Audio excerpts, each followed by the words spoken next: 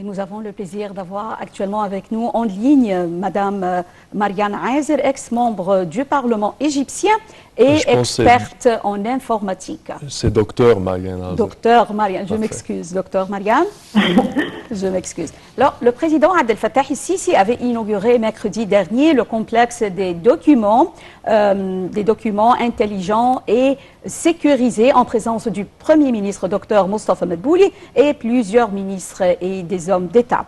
Alors, le projet vise à délivrer divers documents gouvernementaux par le biais d'un système central unifié au niveau national.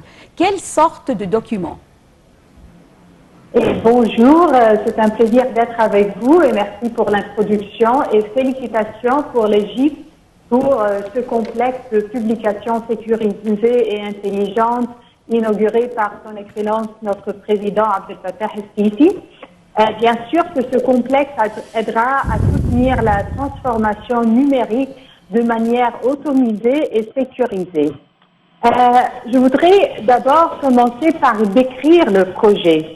Le projet comprend la plus grande usine au monde de papier sécurisé, des usines de délivrance de cartes d'identité, de passeports, de billets, à partir de la fabrication de matières premières ainsi que la fabrication de cartes à puce, de cartes de service unifiées, ainsi qu'un bâtiment pour la fabrication de produits en plastique, d'hologrammes et d'impression sécurisées, et en plus un bâtiment informatique, des réservoirs et un bâtiment de l'usine de cellulose.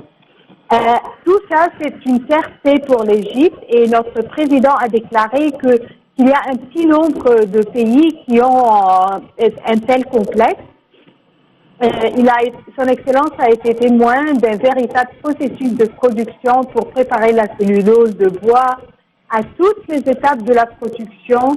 Il a inspecté les labos de préparation de la pâte à papier, des étapes de production, leur conception, assemblage et beaucoup de choses. Également, il a inspecté l'usine d'hologrammes bidimensionnelle et tridimensionnelle. Il a suivi les étapes d'impression des cartes et de passeports. Il faudra dire, comme votre question, à propos de votre question, que le gouvernement de l'Égypte va jouir d'un tel complexe parce qu'il y aura beaucoup de documentaires. Le projet va lutter contre la corruption et c'est quelque chose de très important. Il faut chercher à généraliser le bénéfice de tous les ministères et agences de service du complexe qui contribuera à prévenir le fraude, la corruption et en plus, ce qui est plus important et ce qui concerne votre question, la gouvernance des procédures.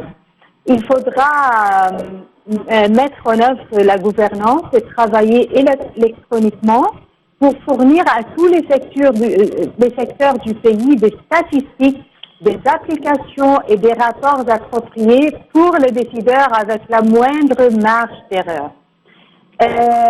Il faudra documenter pleinement toutes les données gouvernementales, à commencer par les terres et les installations de l'État, pour protéger la propriété de l'État. Et toutes ces données doivent être enregistrées pour créer des bases données ainsi que des contrats sécurisés et documentés pour les terres de l'État avec les documents et les certificats sécurisés. Docteur Marianne, si on parle également de l'atout de ce centre, de ce complexe tout entier, c'est je dirais, de faciliter la transformation numérique du gouvernement avec certainement l'aménagement vers la nouvelle capitale administrative. On parle d'un nouveau gouvernement avec des pouvoirs exécutifs plus vite, plus efficaces à travers l'informatique et la numérisation des données. Bien sûr, et le conseiller Omar Marawan, le ministre de la Justice, avait déclaré que la coopération avec le collectif des publications sécurisées et intelligentes est dans le cadre d'un projet, par exemple, visant à sécuriser et à numériser les documents émis par le ministère de la Justice et les convertir en documents intelligents. C'est une partie de la transformation numérique sans doute. le conseiller a expliqué que le projet de sécurisation et de numérisation des documents s'inscrit dans le cadre du projet de numérisation et sécurisation des tribunaux et expliquant qu'un protocole de coopération a été signé entre le ministère de la Justice et le collecteur de publications sécurisées et intelligentes. Il faut aussi ajouter que les tribunaux et le notaire au niveau de la République utiliseront les documentaires sécurisés et intelligents. Et ici, il faut affirmer que les citoyens vont voir une très grande différence entre le travail pendant la transformation numérique à cause de la présence de ce complexe et avant. Aussi, non seulement pour le secteur de la justice, il y a aussi le secteur de l'éducation. Son Excellence, le ministre Dr Tariq Chaoui de l'Éducation, il a déclaré qu'il existe une coopération avec le complexe des publications sécurisées et intelligentes dans le cadre d'un projet national d'identité des étudiants. Cela va aider beaucoup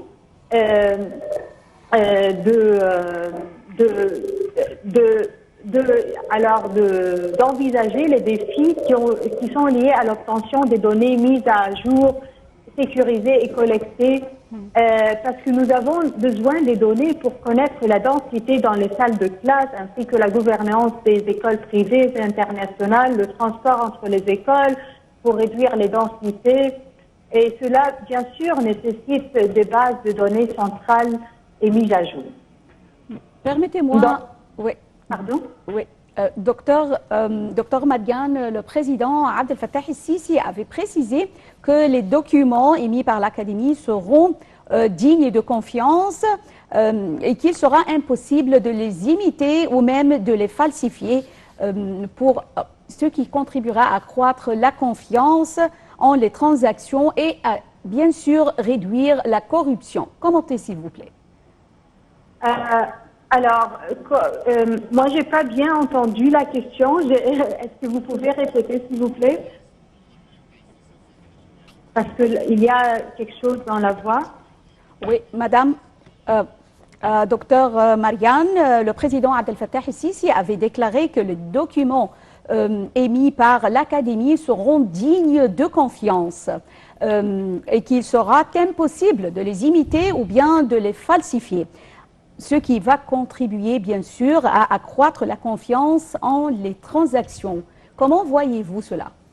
Oui, alors ça c'est un aspect très important parce que la technologie, il y a beaucoup d'avantages et à travers la technologie, nous pouvons lutter contre la corruption, contre le fraude, mais aussi il faut protéger les informations pour garantir que les informations n'ont pas été altérées. Le président a précisé qu'une partie ne pourra accéder à autre chose que ce dont cette agence a besoin dans son travail, sans avoir accès au reste des informations dans le cadre de la protection de la vie privée, ce qui est mentionné dans notre Constitution, soulignant que la capacité technologique doit être accompagnée d'une évaluation des risques liés au développement technologique et empêcher de causer des dommages. Et alors, quand il y a des informations complètes sur un citoyen, chaque autorité ne regarde sa part qu'à travers la carte spéciale. Oui. Par exemple, si vous allez à l'hôpital, vous voyez les antécédents médicaux du citoyen uniquement et aucun accès n'est effectué pour le reste de toutes les informations. Et il faut ainsi sécuriser ce complexe très important par les législations différentes. Et oui. Il faut reviser les législations parce que il faut avoir une mise à jour de législation pour criminaliser et empêcher toute tentative de pénétration et toute transgression. Le complexe éliminera l'idée de falsifier des certificats car il sera délivré par le centre et garanti avec un grand pourcentage, presque 99,9%.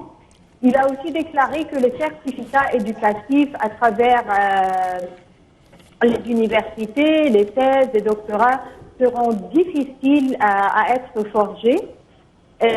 Donc, il faut bien sûr avoir confiance que l'État incite à protéger ce complexe et que ce projet est un projet qui a plusieurs aspects et chaque aspect est important. C'est pour cela qu'il faut protéger les documents et protéger ce complexe. Nous vous remercions infiniment, docteur Marianne Aizer, ex-membre du Parlement et experte en informatique.